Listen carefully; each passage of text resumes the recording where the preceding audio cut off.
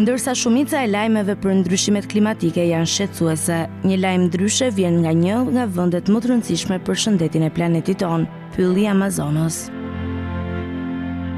Sipas një studimi të fundit të publikuar në revistën shkencore Nature Plants, pemët në pyllin tropikal të Amazonos po rriten më shumë dhe më shpejt se kur më parë.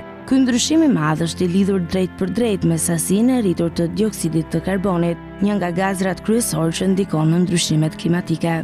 Studimi ka mbledhur të dhëna për më shumë se 30 vjet, duke monitoruar më shumë se 188 zona të ndryshme në Amazon, me ndihmën e 60 universiteteve nga e gjithë bota. Rezultatet tregojnë se pemët në këto zona janë duke u rritur më shpejt me një mesatare 3.2% çdo dekadë. Kjo rritje vlen si për pemët e mëdha, ashtu edhe për fidanët e vegjël që sapo kanë filluar të rriten. Por pse ndodh kjo? Përgjigjja është shumë e thjeshtë. Pemët përdorin dioksidin e karbonit për fotosintezë, një proces përmes të cilit ato prodhojnë energji dhe rriten. Sa më shumë CO2 ka në ajër, aq më shumë energji mund të prodhojnë pemët dhe përjedhoj, rriten më shpejt dhe bëhen më të mëdha. Kjo është një nga ato raste të rralla kur diçka negative, rritja e CO2-shit në atmosferë, sjell një efekt pozitiv. Pemët më të mëdha nuk janë thjesht më të bukura apo më të forta, por kanë edhe një rol më të madh në ruajtjen e karbonit. Ato përthithin CO2 nga ajri dhe ruajnë atë në trupin e tyre, në trunë, deg, rrënjë dhe gjethe, duke ndihmuar kështu në uljen e nivelit të CO2-shit në atmosferë.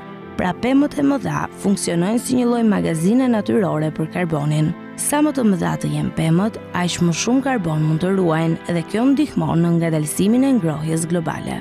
Megjithatë, kjo rritje nuk ndodh kudo. Ajo është e dukshme vetëm në zonat e Amazonos që nuk janë prekur nga shpyllëzimi. Në ato pjesë të pyllit që janë prerë ose dëmtuar, pemët e reja nuk kanë pasur mjaft kohë për të rritur dhe për të përthithur të njëjtën sasi karboni si pemët e vjetra. Thjesht mbjellja e fidanëve nuk është e mjaftueshme. Rritja e një peme të madhe kërkon dekada dhe gjatë kësaj kohe, ajo nuk ka të njëjtin ndikim në klim sa pemët gjigande që janë prerë. Ky studim na tregon dy gjëra shumë të rëndësishme. Së pari, natyra është e aftë të reagojë dhe të përshtatet edhe në kushte të vështira. Pemët e Amazonos nuk po dorëzohen përballë krizës klimatike, përkundrazi, po përpiqen të përballen me të, duke u rritur më shumë dhe duke ndihmuar më shumë. Së dyti, na kujton se pyjet ekzistuese janë të pazëvendësueshme. Nuk mjafton të mbjellim pemë të reja për të zëvendësuar ato që kemi humbur.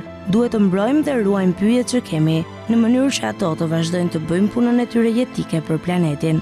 Pylli Amazonos është një nga ekosistemet më të rëndësishme në tokë. Ai furnizon me oksigjen, ruan miliarda ton karbon dhe është shtëpia e miliona llojeve të bimëve dhe kafshëve. Zbulimi se pemët po rriten më shumë falë CO2-shit tregon se edhe në një krizë ka shpresë, por kjo shpresë nuk duhet na bëjë të qetësohemi. Përkundrazi, ky është momenti për të vepruar, të mbrojmë pyjet, të ndalojmë shpyllëzimin dhe të ulim ndotjen, sepse edhe pse pemët po bëjnë më të mirën e tyre për të na ndihmuar, ato nuk mund ta përballojnë vetë këtë betejë.